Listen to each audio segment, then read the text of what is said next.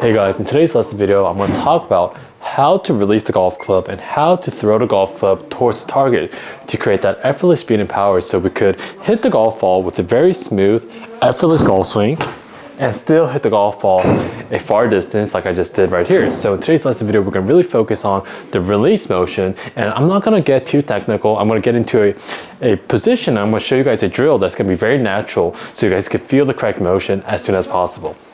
So if you guys want to feel the correct release motion and the correct throwing motion towards the target, what we want to do is we want our lead hand logo of our golf glove. If I had one, we have to get the logo of our golf glove to turn over in this position right here, and this is called supination. We want to have this supinated release. So if I have a supinated release and the logo of my golf glove faces more towards the ground, then we can see from the side view that the club head will be on the outside part of my hands. This is very, very crucial because when most golfers don't have a really good release motion, and then when most golfers can't throw the golf club effortlessly towards the target, what tends to happen is that they don't have the supinated motion, but more importantly, their club head is not in front of their hands on the right side, but it's behind their hands. And whenever the golf club gets behind my hands from the face-on golf swing, that's when we have that early release motion, and that's when we have that scooping motion that we all really don't like. So what we want to realize is that we have to have that supinated release to throw the golf club towards the target with that effortless smooth golf swing. But as soon as we try to hit the golf ball, or as soon as we try to make contact with the golf ball, we're going to get into that early release scoop motion every single time. Because for example, the scoop motion is a very natural motion, because if this is not a golf ball and this is not a golf club, let's just say this is a stick and the golf ball is a rock. If I see a rock on my lawn, I'm going to hit the rock like this every single time with this early release scoop motion. Not a single person on earth will go up to this rock and say, oh, there's a rock, let me hit it out of my lawn, and I'm going to add some rotation into my release. No one thinks about it that way. So a natural release, if we try to hit something, our hit impulse comes into play, and our wrist tends to work in this fashion right here. So we have to retrain our release and make sure that the logo of our golf glove releases towards the ground in this position right here, and this is called that supinated release.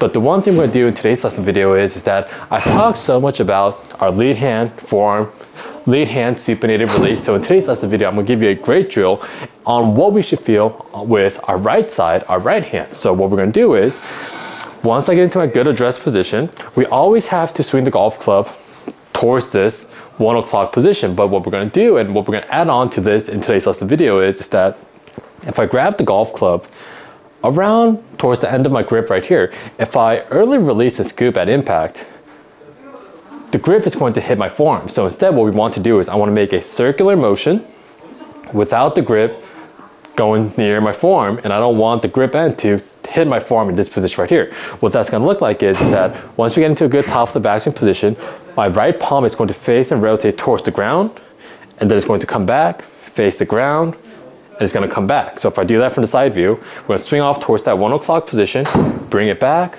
swing it off towards the 1 o'clock position, bring it back, and from the face-on golf swing, it's going to look something like this.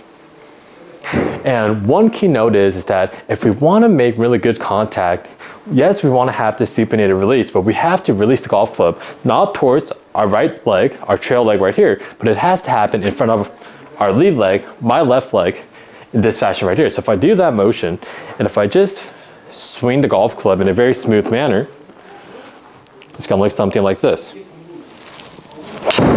Very effortless, really good release. I just felt like I released the golf club with my 7-iron, and with this effortless golf swing, hit the golf ball almost 190 yards. So with this type of release, we're going to be able to create a lot more club head speed because we're not stopping towards the golf ball, and it's going to really help us get that effortless smooth golf swing without trying to muscle it through the golf ball. We're just going to throw the golf ball towards the target, throw the golf club towards the target, and we're going to make really solid contact every single time. So a quick recap before we end today's lesson video, we want to try to get into a position where we're releasing the golf club in this circular motion with my right hand. Whenever we try to make a golf swing, make sure that we make this circle right here and we release the golf club without the grip end touching my forearm, then we'll be in a really good spot. But if we get the grip end to touch my forearm, and if that circular motion tends to end or stop at any point, then we're going to hit the golf ball to the left and to the right, thin and fat. So that's where all the misses come from.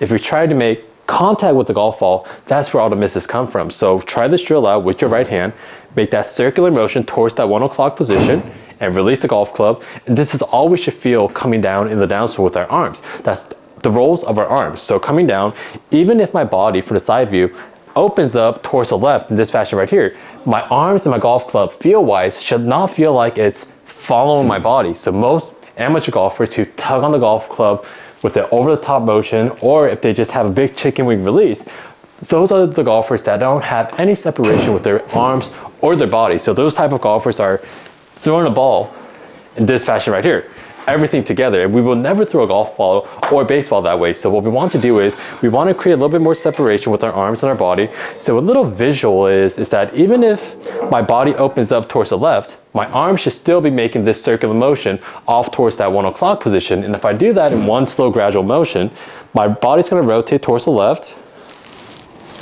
and my arms are going to just do that same motion off towards that 1 o'clock position. And in real time, it's not going to look weird at all. So just try this out and try the drill with the motion with just your right arm, right hand, this circular motion right here. And I guarantee you're going to hit a lot better golf shots. So if you have any other questions, please leave a comment below. And if you guys like the lesson video, please like and subscribe to help my channel grow. Thanks, guys.